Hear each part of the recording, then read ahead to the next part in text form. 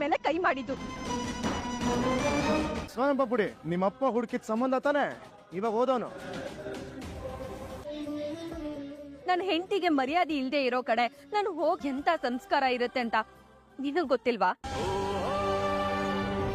ಪ್ರೀತಿ ಮಾಡಿ ಮದ್ವೆ ಆಗಿದ್ಯಾ, ಕೈ ಹಿಡಿಯೋದು ಮರ್ಗಿ ಆಗಿರ್ಬೋದು, ಎಷ್ಟೇ ಅಪ್ಡೇಟ್ ಆಗಿರ್ಬೋದು, ಬದ್ಲಾಗೋದು ಬಟ್ಟೆ ನೋಟ ಅಷ್ಟೇ.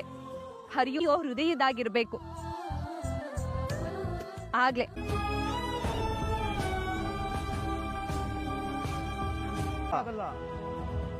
ನಿನ್ನ ಅಣ್ಣನಾಗ್ ಬಂದು ಸಹಾಯ ಮಾಡ್ತೀನಿ.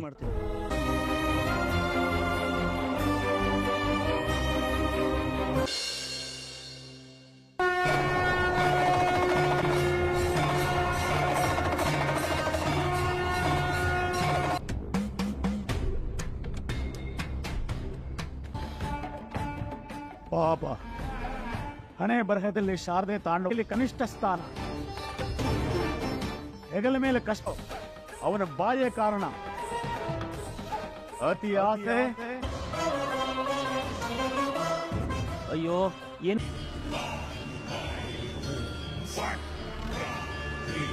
ನಿನ್ನ ಆಸೆ ಈಡೇರ್ಬೇಕು ಅಂದ್ರೆ ನೀನ್ ಭಿಕ್ಷೆ ಎತ್ತಲೇಬೇಕು.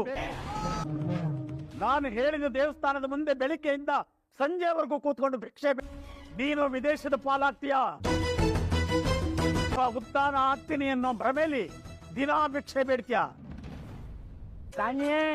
ಅದೇ ಭಿಕ್ಷೆ ಹಾಕ್ಯಪ್ಪ, ಧೈರ್ಯವಾಗಿ ಭಿಕ್ಷೆ ಬಿಡಿ, ನನಗೆ ಅಭ್ಯಾಸ ಇಲ್ವೇ? ಆಹಾ, ಹಾಗಾದ್ರೆ ಇವಾಗ ನಿಮ್ಗೆ ಅಲ್ಲಿ ಅಮ್ಮ ಅಂತ ಕೇಳ್ತೀರಾ, ಇಲ್ಲಿ ಅಮ್ಮ ತಾಯೇ, ಸೇಮ್ ಒರಿಜಿನಲ್ ಭಿಕ್ಷುಕನ್ ತರ ಕಾಣ್ಬೇಕು. ಆದ್ರೂ ಇದಕ್ಕೆಲ್ಲ ಟ್ರೈನಿಂಗ್ ಇದ್ದಿದ್ರೆ ಬಿಡಿ. ಈಗ ಅಯ್ಯೋ ಬನ್ನಿ ಒಂದ್ ನಿಮಿಷ.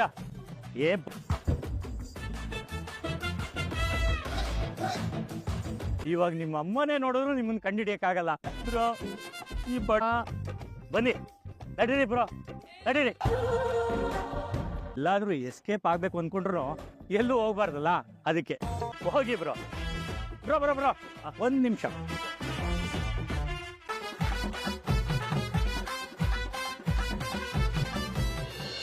ತಾಯೇ, ಅಮ್ಮ, ತಂದೆ, ತಾಯಿ.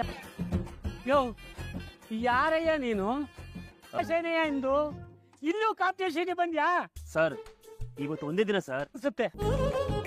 ಪಾಪ ಸರ್, ನನ್ ಕತೆ ಕೇಳು. ಆದ್ರೆ ನಾಳೆಯಿಂದ ನೀನ್ ಇಲ್ಲಿ ಭಿಕ್ಷೆ ಬೇಡಂಗಿಲ್ಲ. ಅಯ್ಯಯ್ಯೋ ಇಲ್ಲ ಸರ್, ಇಲ್ಲ ಸರ್, ಇವತ್ತು ತಂದೆ,